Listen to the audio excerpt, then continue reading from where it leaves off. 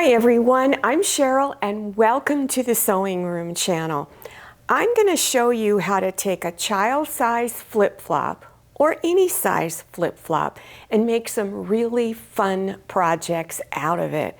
Now this flip-flop I bought at Dollar Tree, and here's just one of the projects that I made, and it's just a small version of a quilt putting the flip-flop pattern on it. Now this has got sashing and a border and all kinds of things on it, but you can use the quilt as you go method to make this same flip-flop quilt without all the added headaches of figuring out sashing and a border. Now if you're interested in learning how to do sashing, I will have a link below your YouTube screen in the description section on how to put sashing on. I'll have a link on also doing the quilt as you go method, plus several other videos on making applique projects using your flip-flop pattern. To make the pattern, take your flip-flop. Now, if you're using an adult size flip-flop and you want to make it smaller, I'll show you later in the tutorial how I was able to do that. But the child size, you can get them at Dollar Tree, $1.29, I think. So take your flip-flop, trace around it. So then you've got a pattern that looks like this. After you draw the pattern, then draw it one more time, and we'll use that second pattern to draw how the strap is done. Take your shoe and take a ruler. Put the corner of the ruler right there like that, right at the part of the T-strap, right there. And it is 1 1/8 inch from this edge going down, and it's 1 1/4 inch from this edge going in. So on your drawing, place your ruler exactly like that. The 1 1/4 inch over here and the 1 1/8 inch right here, and then put a little mark. Now my straps came down about 3 inches. I didn't want it to really go down that far, so I went down 2 inches from here and put a mark, and went and put a mark over there. Take your second pattern that you drew and place your ruler in there same way. 1 1/8 inch from the top edge or the toe edge, and 1 1/4 inch from the inside edge, and put a dot. Now my straps on my sandal that I bought came down 3 inches this way. I didn't want it to go that far down, so I went 2 1/2 inches from this dot right here, and I put a dot over here and over here. Now draw a line connecting the dots. Go this way and connect the dots. Then come in 1/4 inch this way and draw a line. Let me go down here a little bit and draw a line, and then go over 1/4 inch from that other line and draw a line. And then I did round this just a little bit. Then I recommend you cut it out of the paper and mark on it left, and then flip it over and mark right.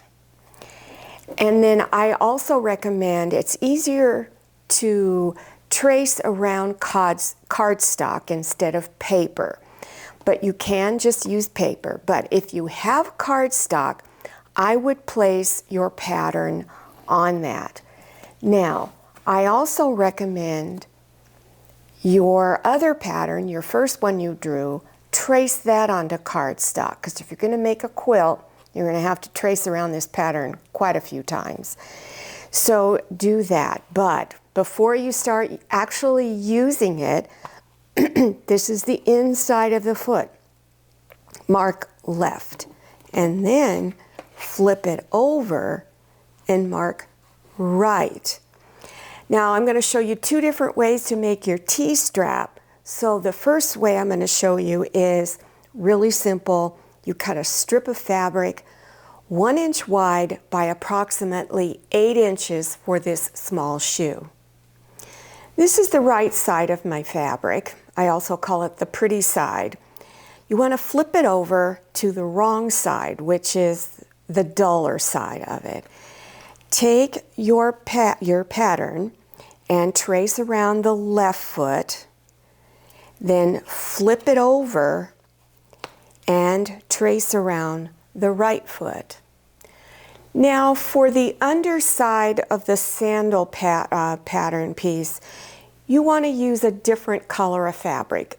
Don't use the same fabric that's on the top and also on the bottom side, because it's going to cause you to possibly later make a huge mistake. And I found out the hard way.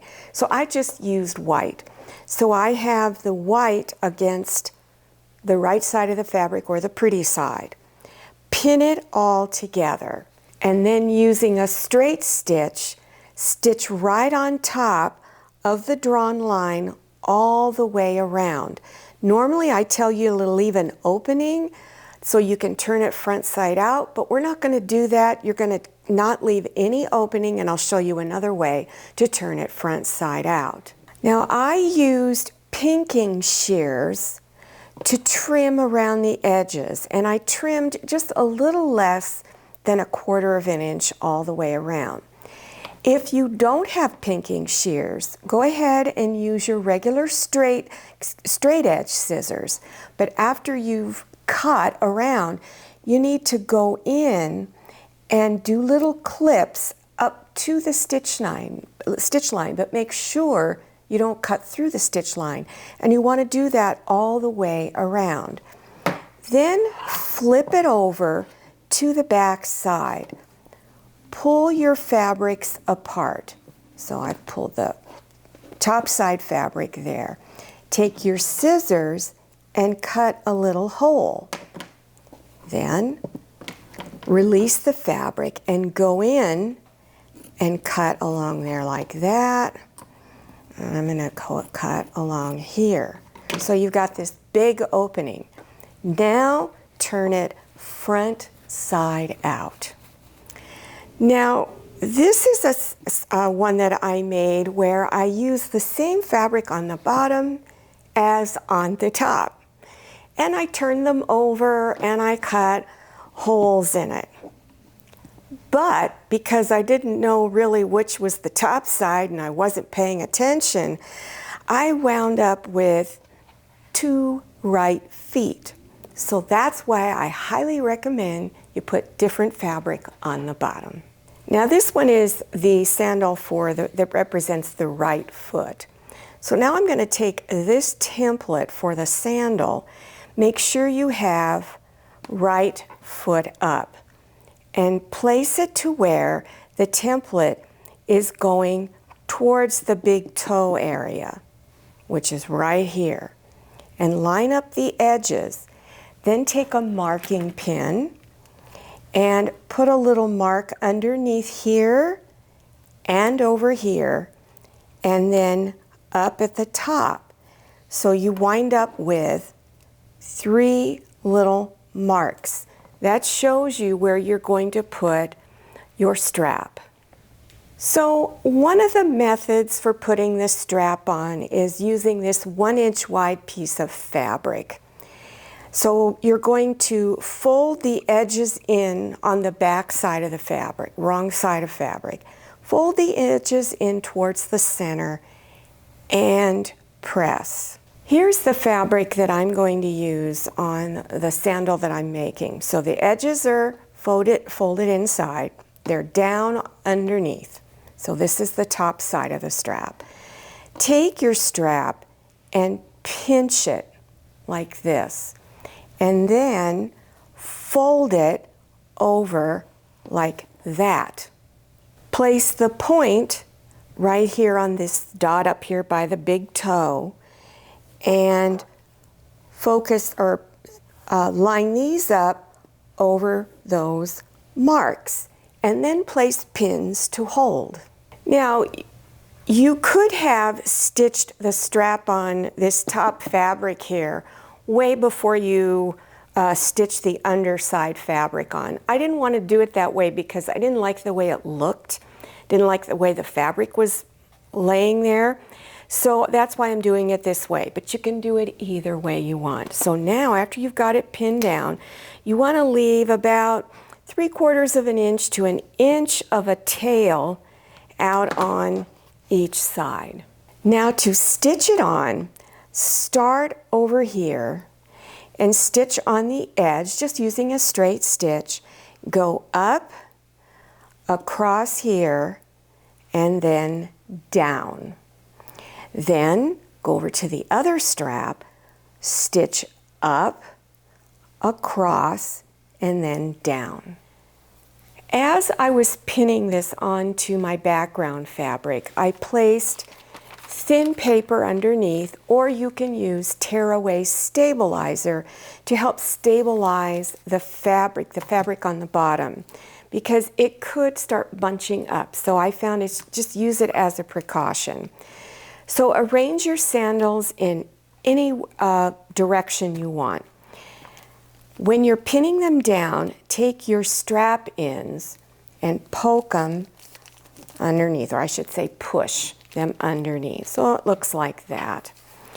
Now doing a straight stitch, stitch around the edge. And if you come over here and look at this one, just stitch as close as you can to the edge. When you're done, you can just tear the paper off.